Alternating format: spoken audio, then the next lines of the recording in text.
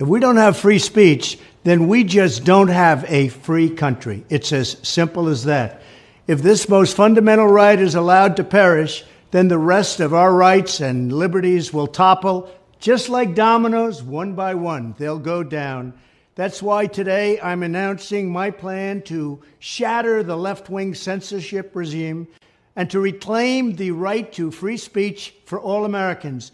And reclaim is a very important word in this case because they've taken it away. In recent weeks, bombshell reports have confirmed that a sinister group of deep state bureaucrats, Silicon Valley tyrants, left-wing activists, and depraved corporate news media have been conspiring to manipulate and silence the American people.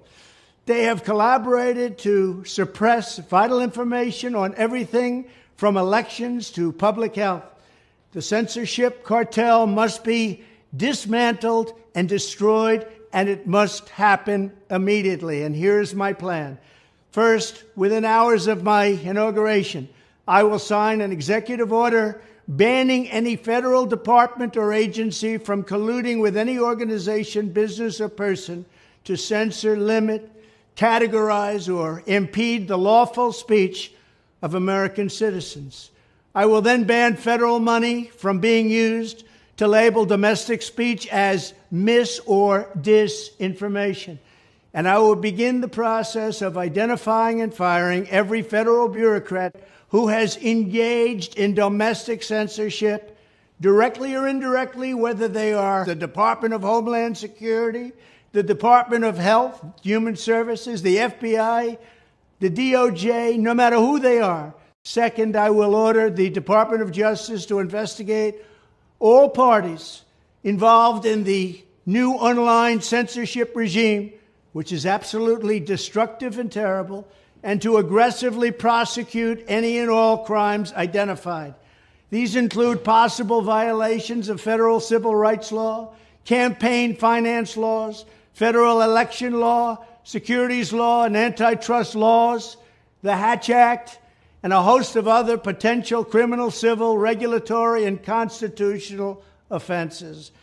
To assist in these efforts, I am urging House Republicans to immediately send preservation letters, and we have to do this right now, to the Biden administration, the Biden campaign, and every Silicon Valley tech giant, ordering them not to destroy evidence of censorship.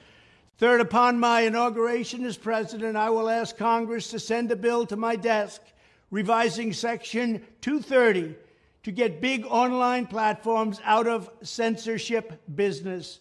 From now on, digital platforms should only qualify for immunity protection under Section 230 if they meet high standards of neutrality, transparency, fairness, and non-discrimination. We should require these platforms to increase their efforts to take down unlawful content such as child exploitation and promoting terrorism, while dramatically curtailing their power to arbitrarily restrict lawful speech.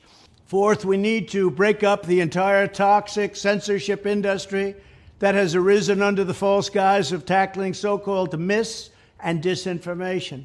The federal government should immediately stop funding all nonprofits and academic programs that support this authoritarian project. If any U.S. university is discovered to have engaged in censorship activities or election interferences in the past, such as flagging social media content for removal of blacklisting, those universities should lose federal research dollars and federal student loan support for a period of 5 years and maybe more. We should also enact new laws laying out clear criminal penalties for federal bureaucrats who partner with private entities to do an end run around the Constitution and deprive Americans of their First, Fourth, and Fifth Amendment rights. In other words, deprive them of their vote. And once you lose those elections, and once you lose your borders like we have, you no longer have a country. Furthermore, to confront the problems of major platforms being infiltrated by legions of former deep staters and intelligence officials, there should be a 7-year calling-off period before any employee of the FBI, CIA, NSA, DNI, DHS, or DOD is allowed to take a job at a company possessing vast quantities of U.S. user data. Fifth, the time has finally come for Congress to pass a digital Bill of Rights. This should include a right to digital due process. In other words, government officials should need a court order to take down online content, not send information requests such as the FBI was sending to Twitter. Furthermore, when users of big online platforms have their content or accounts removed, throttled, shadow banned, or otherwise restricted, no matter what name they use, they should have the right to be informed that it's happening, the right to a specific explanation of the reason why, and the right to a timely appeal.